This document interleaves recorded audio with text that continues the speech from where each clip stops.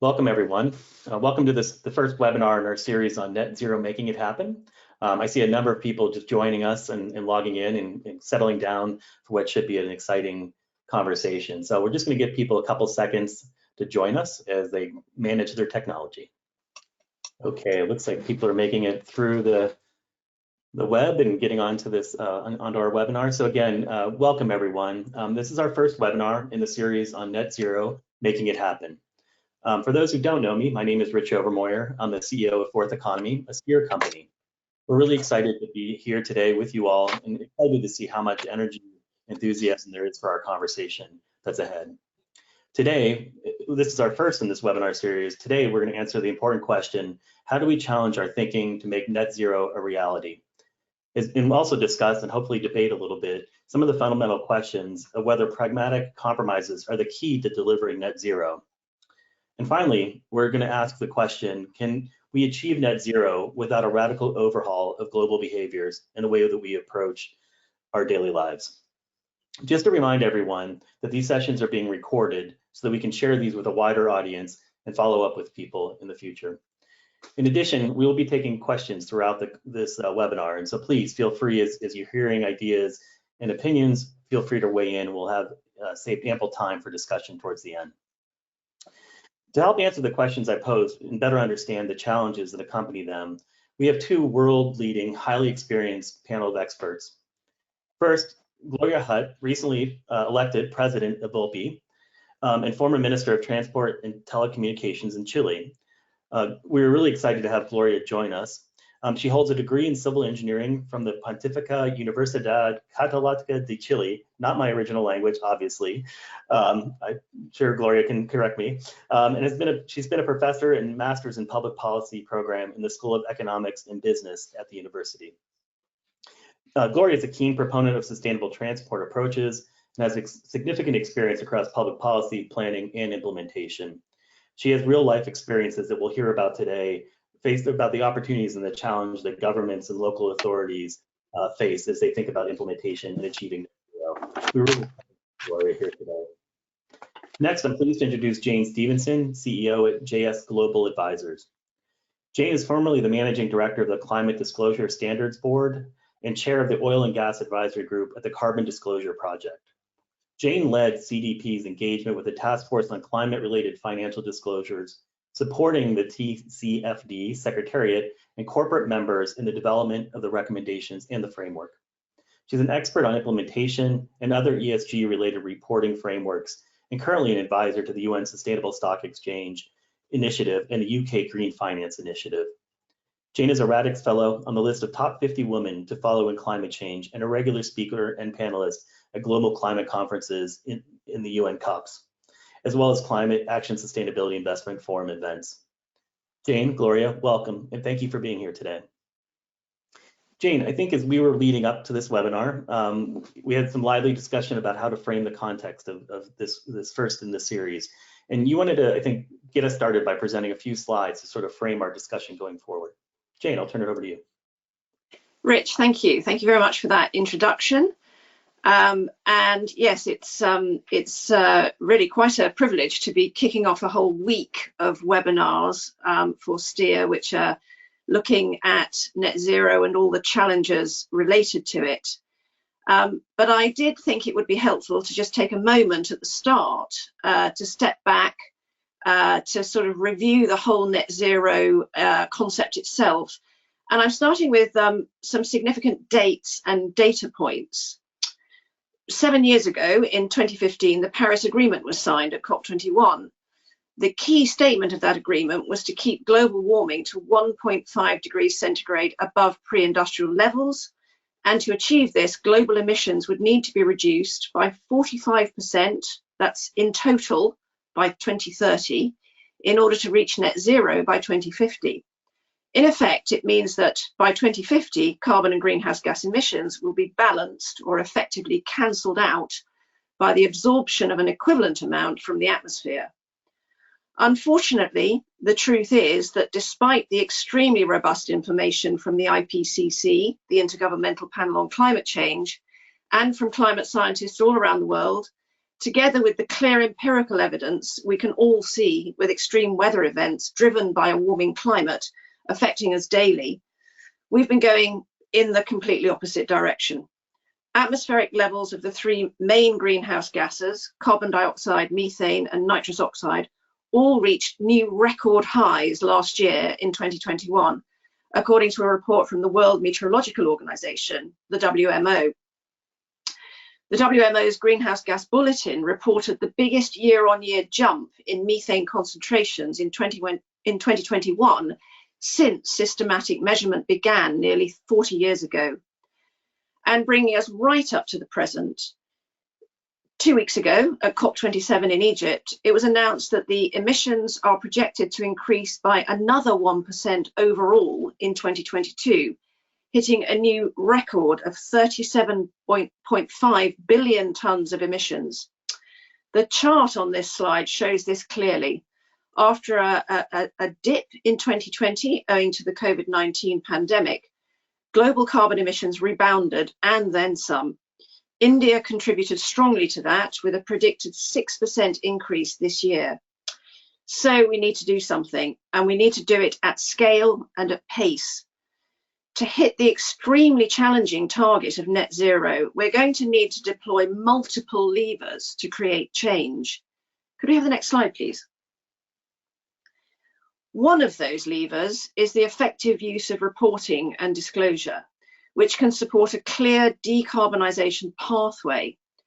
By capturing the right data and understanding how to use it, we can set reduction targets, implement programs to achieve them, and sustain results.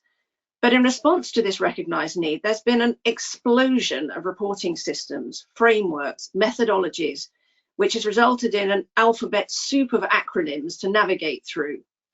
A recent report from the global consultancy firm EY estimated there are currently over 600 ESG frameworks and standards available. Some cover specific industries, some take a sector-based approach, some are geographically focused. This is at best confusing and at worst creates too much uncertainty and a lack of progress on target setting, and that means failure in achieving real reductions in emissions. This image shows just a small selection of reporting frameworks, materiality metrics, company tools, educational initiatives, investor resources, ratings agencies. The list goes on and on. Next slide, please. The need to create consistency was recognised 7 years ago alongside the signing of the Paris Agreement. And at COP21, the TCFD, the Task Force for Climate-Related Financial Disclosures, was set up specifically to develop and deliver consistent company disclosures, recognising the financial implications of climate change, and most importantly, mainstreaming them in annual corporate reporting alongside a company's financial filings. Financial markets need clear, comprehensive, high-quality information on the impacts of climate change. This includes the risks, but also the opportunities presented by rising temperatures, by the development of climate-related policies around the world, and emerging technologies. The TCFD recommendations and framework were developed over a 2-year period of intense consultation with task force members representing industrial sectors, finance, and accounting. It was initially developed as a voluntary standard, but is now mandatory in an increasing number of jurisdictions, including the UK, the EU, Canada, New Zealand, Japan, and Switzerland. Last year, at COP26 in Glasgow, the crusade for consistency in reporting and disclosure took a jump forward with the creation of the International Sustainability Standards Board, which is working to deliver a global baseline of sustainability disclosures. And at COP27 2 weeks ago, the announcement that Nigeria, the most populated country and the largest economy in Africa, was adopting the approach. This is a huge step forward and is leading the way for the global south. The final point I want to make here is how biodiversity, which is under extreme pressure, is linked directly to climate change and impacts global value chains. We can't fix climate change without fixing biodiversity. And the recognition and understanding of this has led directly to the launch of something called the TNFD, the Task Force for Nature-Related Financial Disclosures.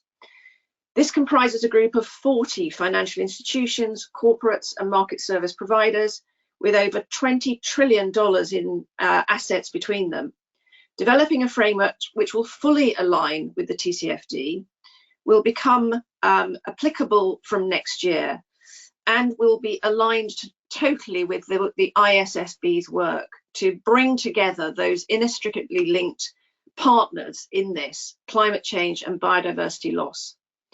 I'm going to stop there. I hope that's framed the session for us with the bigger picture. And I'd love to hand over to Gloria now, who's got some real world examples to talk about.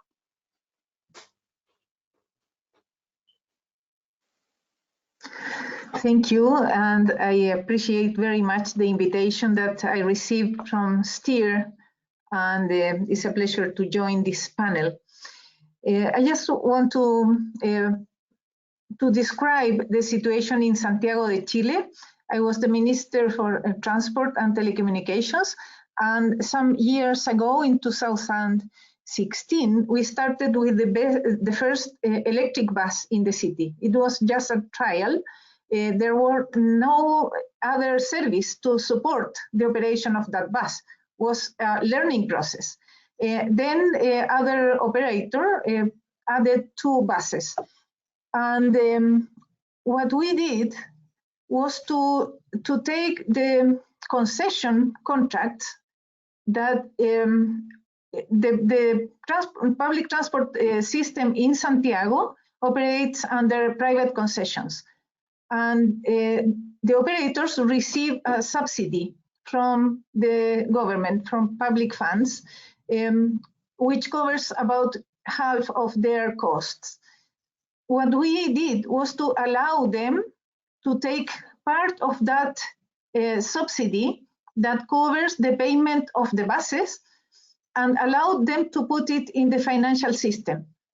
So they used it as a guarantee to replace the fleet. And we decided to advance in 2 roads. The first was to improve the quality of the public transport system so we could reduce the use of cars. And the other one was to bring massively electromobility. That was a very successful transaction. In fact, we had 3 consortium of operators, electricity providers, and manufacturers. And that, with the same budget, we managed to finance 100 buses, then 200 additional buses. And now in the last bid, we are achieving 2,000 electric buses in the city. Half of that is now in operation, and the rest is about to arrive. This has been very successful, in fact, because users have been very happy with the new quality of the public transport system. And we are also contributing to the reduction of emissions because the vehicles are fully electric. The next one, please. Next, thank you. And we also did a major change in the business model that is behind the concession system. In the old model, the concessionaire was in charge of everything, was a full contract, and they had the buses, they owned the buses, also the terminals or depot, and also the contract, all the service contracts. We moved and separated the parts, so all the strategic assets are now under the control of the government or the public transport authority, and the bid only goes to operation. This allowed a more flexible system, which is managed using quality service criteria. And we can replace very quickly an operator that does not achieve the level of service that the contract demands. And we can keep a very high quality fleet and replace the fleet in a separate leasing that is paid directly with the fiscal funds. So I think these two, we could say, backstage changes have been really important to achieve the objective of high quality public transport system and also emission reduction, because our country is also took the commitment of COP21 of reducing 30%, 35% of emissions by year 2030. So we have to move very fast. We also issued our electromobility public policy. So everything is now moving towards having the whole of public transport system in the country electric by year 2035, I'm sorry. Great, thank you so much, Gloria. I think, yeah, great overview from both of you. Thank you so much, Jane, in terms of setting the stage and setting the table for the conversation, and Gloria for the specific example of implementation that you've experienced. Yeah, we're going to get started with some questions for our panelists, and so I encourage again anybody viewing us right now to please send in your own questions as we kind of get started with the discussion portion here. I guess that, my first question is really reacting to the information that Jane presented, and just thinking about all the rhetoric that came out of COP27. I think, Gloria, maybe I'll turn to you first, and just how much do you think that zero emission vehicles can be a contributor to helping us reach the targets and see more improvement in terms of the numbers that we're seeing that Jane presented? So how much can zero electric vehicles be part of our solution, Gloria? Yes, I have no doubt that it's very important. And in our case, it was easier than in developed economies because we do not have an automobile industry. So we could make the change very quickly because we brought many buses without having to compensate, for example, the automobile industry because of the technology change. But I think it's completely relevant. It has many benefits that are not directly visible. But if you have an electric fleet, then you can have the terminals in urban areas without disturbing the neighbors, for example. So you can bring more efficiency to the system, reduce significantly the costs, and also reduce emissions. For each of these buses, we have 60 tons less of CO2 in the city. Great, thank you, Gloria. Jane, I guess anything to comment on that relative to zero emission vehicles and their role?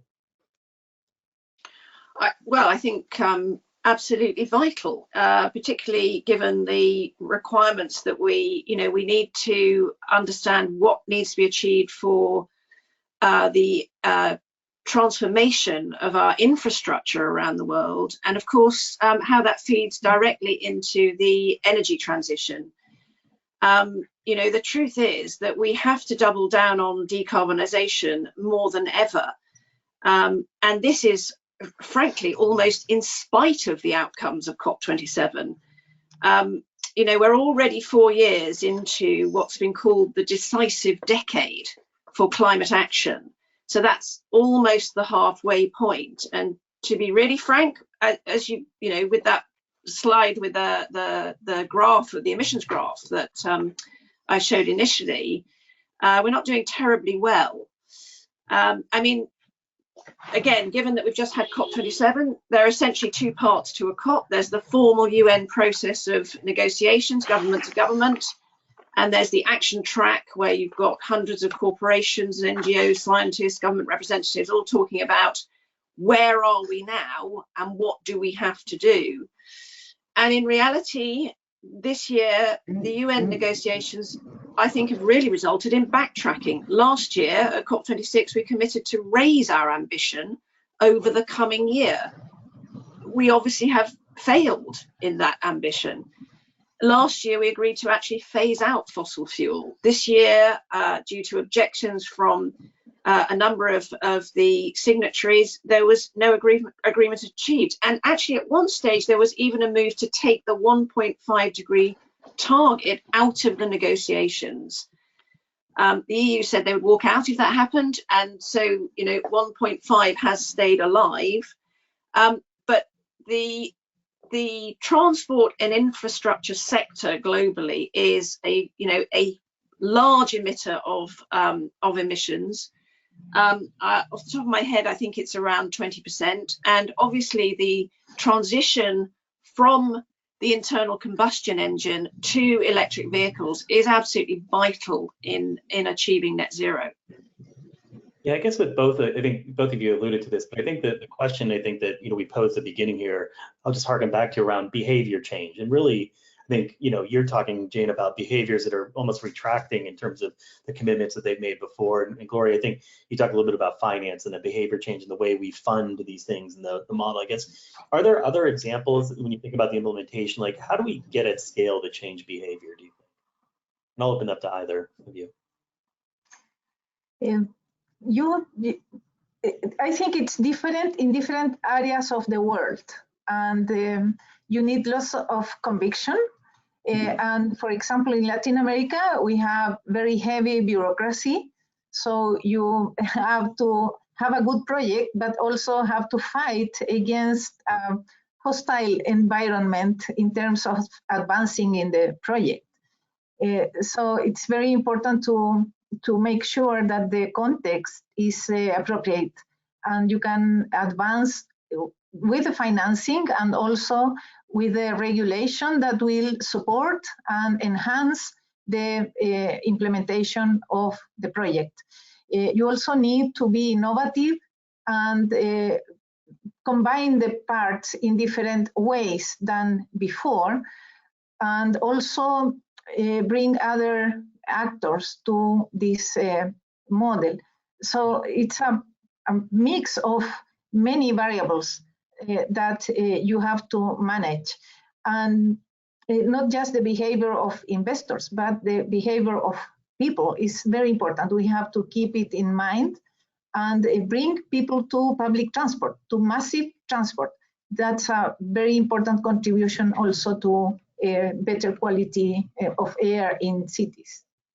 Yeah, Gloria, you mentioned something that we had a couple of questions coming in from the audience around, a couple of the approaches that you've talked about are very top down. And they're asking about how do we get from almost the grassroots side? And I think, Jane, you said, well, in spite of COP27, certain things are happening and people are taking initiative, people are changing, right? How do we instill more of that, or what kind of tools or things can you share with folks that we should be thinking of to help? Well, I think that's a very good point, and it does need to be both top down and bottom up. And of course, there are successful programs which lead to demonstrable change.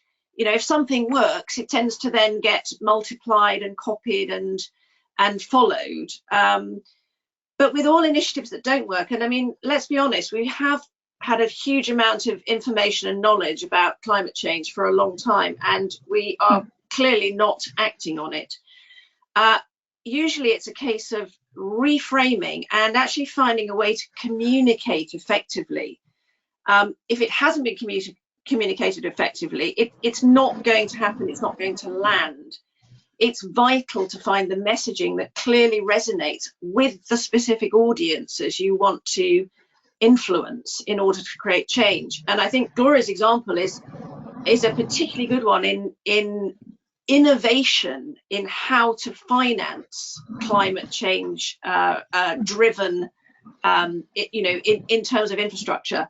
And actually that in itself is I think an enormous lever for change in really getting across the message that business as usual is not going to create the outcome we need. Exactly. We need something completely different. We need to flip this around and look through a different lens.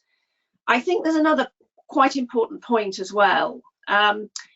You need something that really resonates with the particular audiences, be they investors, be they customers, be they users of a certain technology.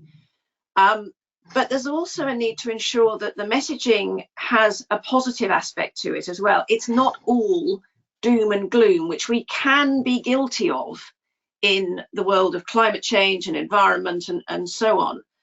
Climate change and how to create the enabling environment to address it and to to achieve what we need to is a really tough reality, and the complexity of the response that's needed can be completely overwhelming. So it is so important to actually talk about the opportunities that this offers as well as the risks, and Gloria has just demonstrated an opportunity that was addressed and has created this extraordinary public transport system that is probably pretty well the envy of the world. And that's one of the factors driving the take up and the appreciation of the value of a really robust reporting and disclosure system. Obviously, I know a lot about the TCFD, so I'm going to use it as an example, but the approach for business is understand the risks and address them, but also see the opportunities and react to those. And I think that's a really important part of this. It's the upside as well as the downside. Yeah, it's interesting, Jane, as we're talking about a couple of questions or comments come in. I think certainly the messaging feels like the piece that is sort of missing, right? I think there is sort of this dire warnings that we hear every time COP27, and many of us react to sort of what we're seeing in the data. And I think that message of being able to articulate both the opportunity and what the goal setting is in layperson's terms. I think folks are looking for how do we speak to people, even though many of us are technical, quickly out of the gate. How do we speak to people in a common layperson messaging? Because a couple of comments here are saying a lot of this happens at the local level, at the city level or the municipal level, that the actions have to be taken. It's very hard for central governments to take mass movements like this. So is there, I guess, Gloria, in the messaging that you provided, we're doing implementation or even the planning phase, were there certain things that resonated with the general public, with the grassroots, and were there things maybe we should try to avoid, maybe lessons learned from the experience? Yeah, we focused very much on people's reaction and expectations. The former system was quite old and the level of service quite poor. So that was the opportunity that we saw, not just bringing electric vehicles. The vehicles also have air conditioning, free Wi-Fi, USB chargers, universal accessibility. So it's a very high standard. And when we measure the opinion of people and their reaction, one of the variables that they value the most is the clean air contribution.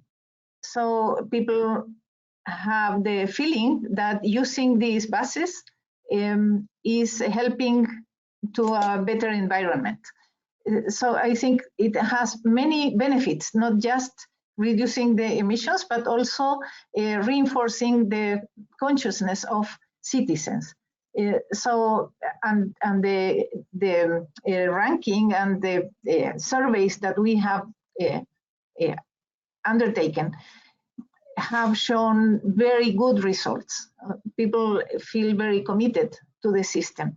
So I think that feeling of responsibility towards clean air is very important, particularly in Santiago, where our contamination indexes are quite high.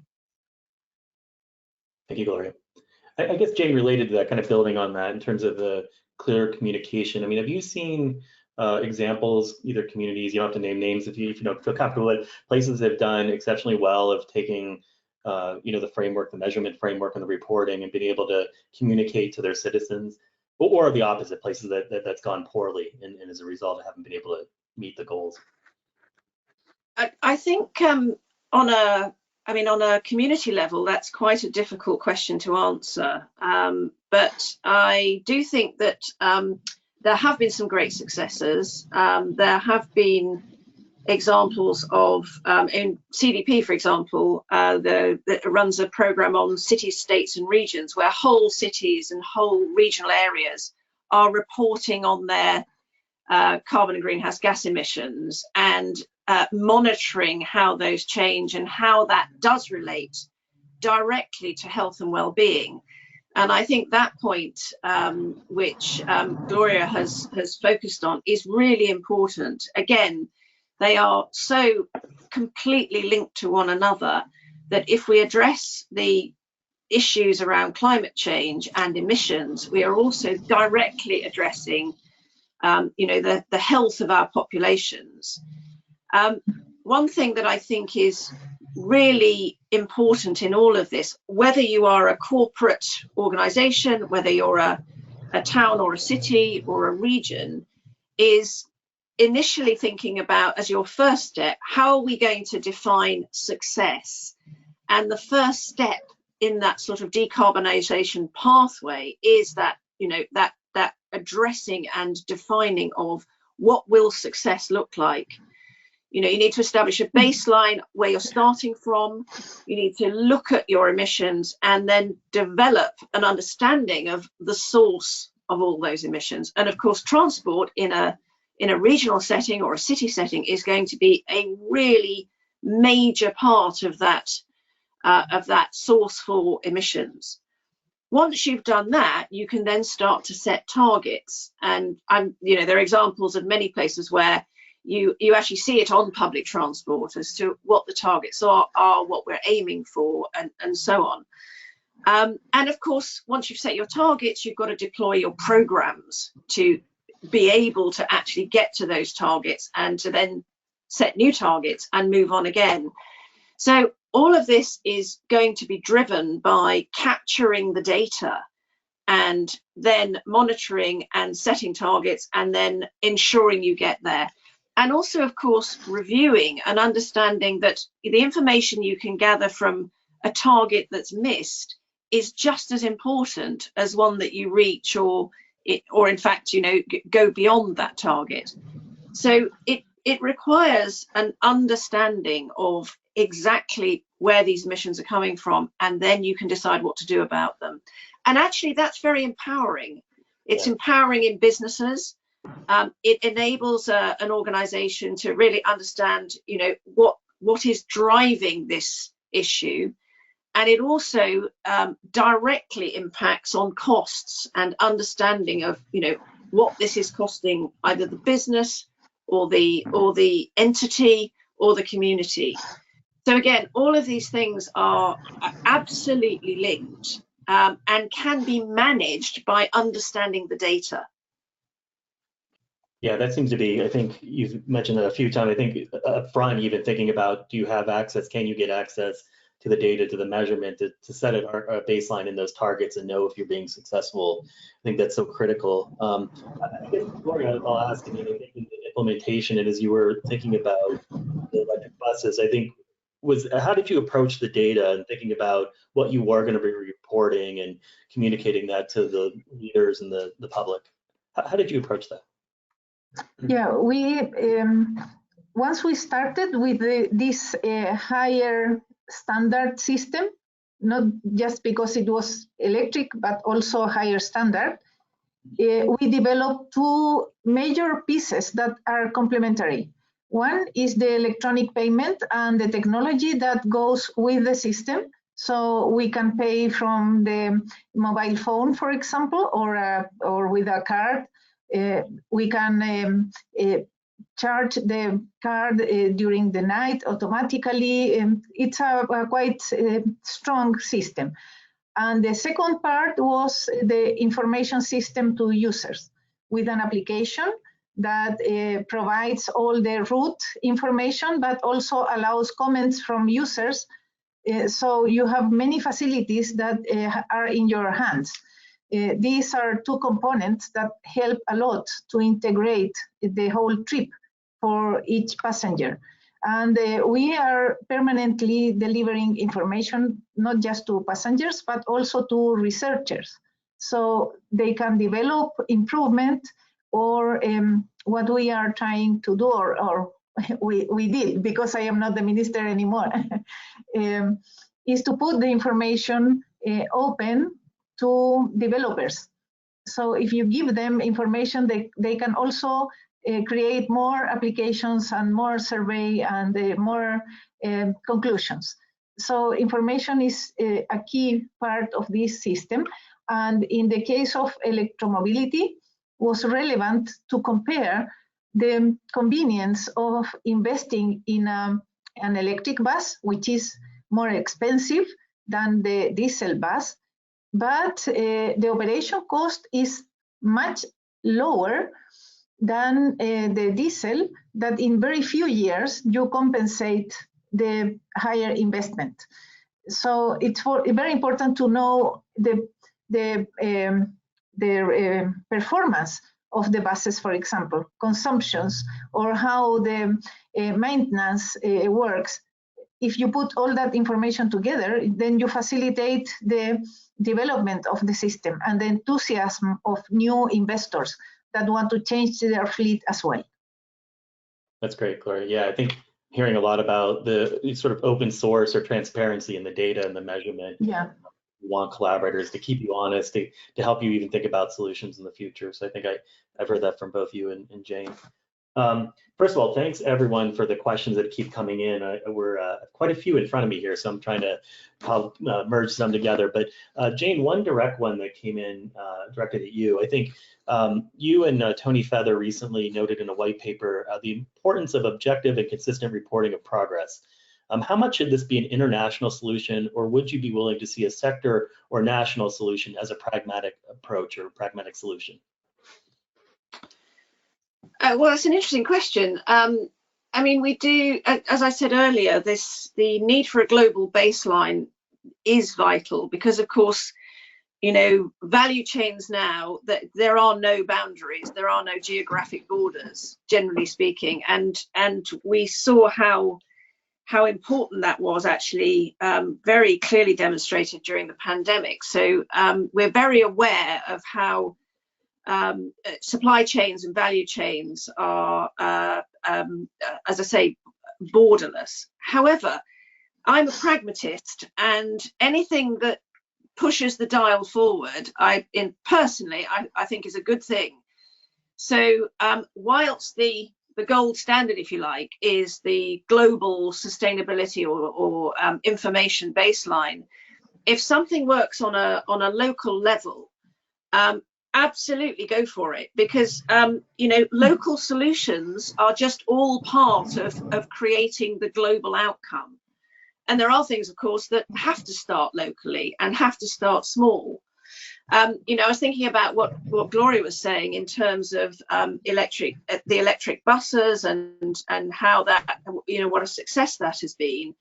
But of course, public transport is only a proportion of transport globally.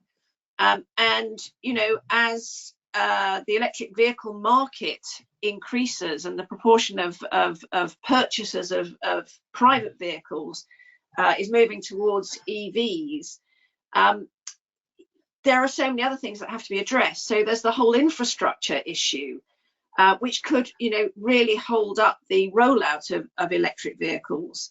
I think if about a quarter of the world's emissions come from transport, something like 3/4 of that share is from privately owned vehicles. So this is a really huge issue. And whilst I'm not in any way sort of moving us off the issue of public transport, which again, environmentally and from a sustainability angle is, you know, I would like to see much better, much more hugely improved public transport systems all over the world, so people don't have to depend on private vehicles. The truth is, private vehicles are responsible for a huge amount of emissions. And so again, we have to address that, and we have to address the infrastructure side of the market as well. Yeah, Jane, you read at least one of our folks that's listening in mind. She asked a question about, you know, we've talked a lot about sort of government strategy and public transport and the need to invest and the opportunity to invest. I think the person asking is about, is there a carrot or stick, right? Is there a stick at some point that happen where you try to dissuade people from driving their internal combustion engine vehicle? So are there, you know, models that you can see where, yeah, that, you know, you sort of go against, I guess this person's from North America talking about freedom of movement seems to be the expectation that we have. And so is there an opportunity to create some kind of penalties for either communities, regions, nations that don't try to reduce their ICE, their internal combustion engine?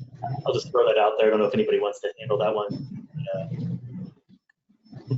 Well, I think you know, there are certainly national initiatives that are creating effectively a phase out of internal combustion cars. And certainly in the UK, you won't be able to buy an internal combustion engine car as a new vehicle, I think from 2025, but don't quote me on that. And of course, the major car manufacturers around the world many of them have already completely moved to all R&D is only in electric vehicles. So I think that is moving and is changing and is becoming, certainly in Europe, something that is just being pushed by both governments and the companies themselves who are creating the product. Yeah, we're certainly seeing that with California's leadership in North America. Certainly that's happening as well. We're starting to see other states adopt similar attitudes. I guess one question about that came on earlier that I'd be curious, you know, so that we just talked about a behavior challenge of people not wanting to give up their own vehicle. I think one of the other challenges that I think has been rearing lately is just the issue around the global supply chain issues around lithium, around, you know, the impact of the U.S.-China relationship and what that means in terms of the supply chain and implementation of e-bus and other zero emission vehicles. I guess if you thought, like, what are your thoughts about, I mean, how do you bolster against the negative, you know, people that want to, you know, cause concern over zero emission vehicle adoption, they cite these issues right now as reasons to slow down or potentially to pause things. I think, how do we fight against that, I guess, is where I'm going with the question. And yeah, what are your thoughts of how it does impact the work that both of you are doing? In our case, the focus is less emissions and also less cars in the streets, because cities are more crowded and we need the public space to be reserved for people walking, cycling, and also for, I don't know, having a picnic. We need to build more parks, for example. And then from that perspective, an electric car has the same problem than diesel car or a fuel, fossil fuel, in terms of how we manage the use of the urban space. So our policy is to restrict the use of cars in some areas by eliminating parking, for example, and increasing the level of the quality level of public transport. We also have invested a lot in underground and also in railway systems to avoid the use of cars. If you use cars, it might be that some electric cars have the benefit of accessing restricted areas. That's a model that we started to explore. However, the price difference between a conventional car and an electric one is quite high. Is still quite high. So because we do not want more cars in the streets, the public policy is not focusing on, for example, providing subsidies to incentivize the change, because we do not want more cars. So the public policy is not just electromobility, it's also how we manage the urban space. And I think the other side of this, which is really important and creates, you know, another challenge, and again, that is a problem of what we're doing here. You know, the solution can often create a different set of challenges, and we just have to address all of those. Yep. So you know, could say that we're in the move to electric vehicles, we're sort of shifting from a fuel intensive system to a materials intensive energy system. And those materials are in many cases rare and very expensive and difficult to mine. And there's a whole environmental set of issues around the mining, the process of mining those minerals itself. But, you know, I think, again, what this could lead us into is a whole discussion around, you know, ensuring that we don't waste the resources we have. So recycling, the circular economy is an absolutely vital part of this. The environmental and social costs of some aspects of mining for rare earths and lithium, for example, is very high. And so the effort that needs to go into ensuring that batteries are not thrown away and every possible part of those valuable elements are extracted for recycling and again really creating a circular economy, a sort of closed loop economy is absolutely vital. And you know, I personally know of businesses that are 100% focused on that to create that secondary market, if you like, in materials, so that we don't just lose them. And again, I think there should be, and I'm sure there will be actually, there should be incentives to do that, government incentives around the world and so on, which also addresses, you know, some of the issues around waste management and the problems of that creates. So, you know, I think this whole circular economy argument and discussion, we could have another whole webinar on that. Right. That's great, Jane. Yeah, and we have 3 more that we'll probably touch on aspects of this for the next week, over the next week. Yeah, I think that we're seeing a lot of that. The circular economy activity is certainly fast becoming sort of a focus in a number of locations. I do appreciate, I want to keep encouraging folks. We have about 12 minutes left, it looks like. So I think a few more questions have come in, I'll cover, and so keep bringing them in. We have, again, a few more minutes to respond. I think the one question, this is directed at you, Gloria. I think somebody was asking, you know, what recommendations would you give to intermediate or smaller cities that have traditional transport services in order to advance in sustainable transport models that include electric buses? So, like, for those intermediate small cities, what you know, you met somebody at a conference, what's your guidance you're going to give them? Yes, one problem that we had in our country is that usually modern systems were implemented in the capital city in Santiago, and all the regions where the modernity arrived 10 years later.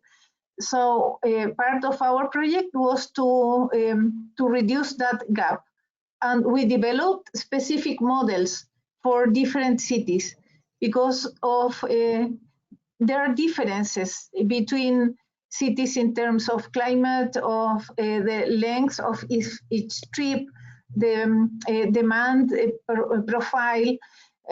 What we did was to develop a different bid. The design of the bid was different, and in some cases had additional subsidy to make sure that the starting of the system was going to be successful, because that will push the rest of the operators to change and to renew the fleet. We started in regions with one electric corridor, with the terminal and with the payment and all the formalities of a new system. I think in that case, it's important to work in a different scale and with a big consideration of the local environment and the local trip pattern. I think maybe building on that, Gloria, what about, you know, in some of the communities I can think of, they also may lack the technical or the financial capability in the community, right? It sounds like you had maybe existing resource, or did you bring in partners to build out that technical and financial modeling capabilities? When we started exploring the financials of our project, we spoke with the banks, and some banks gave the idea of generating the new types of guarantees from the existing contract. And that, I think, was very smart, because with the same budget, we were able to change about 2,000 buses. Just because of the portion of that subsidy went to the financial system without any additional resources. That type of new integration between parts and investor, for example, the utilities companies, the electricity suppliers were part of the consortium. So they did an association with the operators. Those were innovations in the way that we started financing the system. And in many cases, those ideas come from the market. So it's very important to speak with the banks and also with investors, with private investors.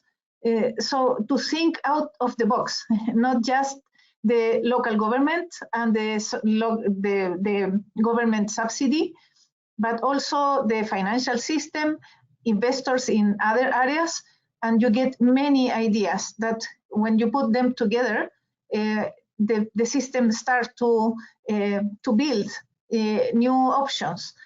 Manufacturers, for example, never had a role in the financing or never had an association with operators.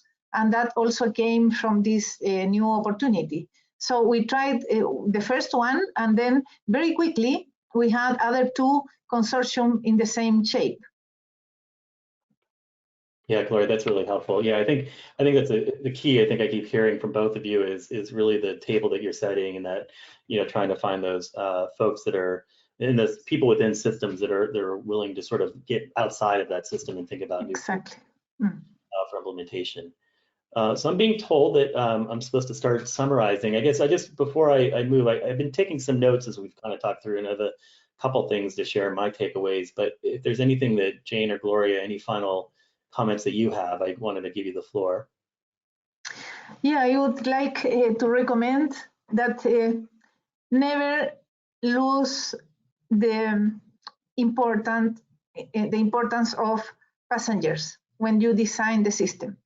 In any of the pieces that you design, you always have to keep in mind the satisfaction level that you want to offer, because that will make people use public transport, not use the car. And also, if they use the public transport, then you have the resources to improve it. Everything depends on the passengers. So keep the people first, right? Jane, anything from you? Absolutely, absolutely, yes. Brilliant point, Gloria, and I think yes, and actually we have touched on it. The communication aspect is vital. Yeah. You need to, and not just telling people, you know, information. It's bringing them into the conversation, making them part of it. And I think I'd also like to, you know, transpose that into whether you're a corporate organization or a town or a city or a region. You know, setting targets and being ambitious is all part of this. And I genuinely think it is far better to set, let's say, 10 really ambitious targets that make you start to think and innovate. And I mean, Gloria's example of innovation in financing, because at the end of the day, the money is so vital to create what we need to push us through the energy transition. But set those really ambitious goals.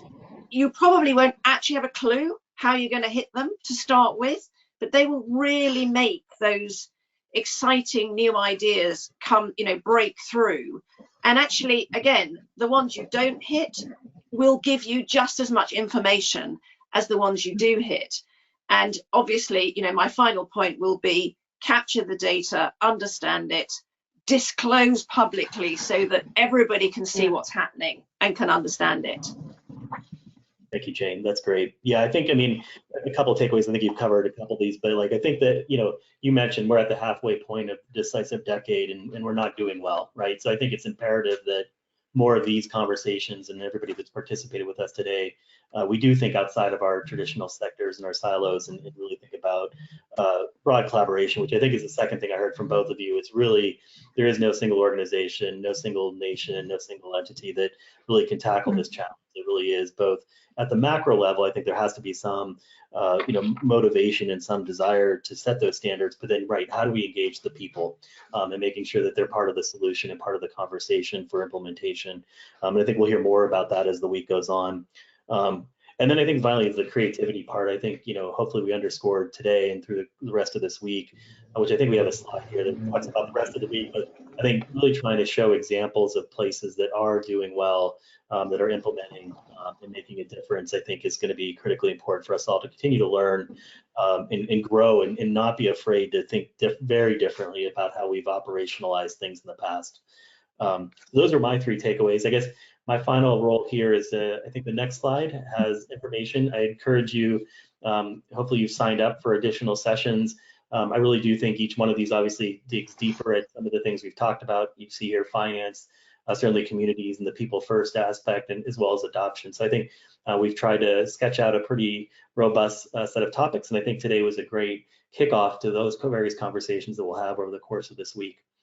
So with that, I want to once again thank Gloria and Jane for your time and your commitment to this conversation, and certainly to the action that you guys have been working on and implementing within your communities and within your clients. So I really appreciate that.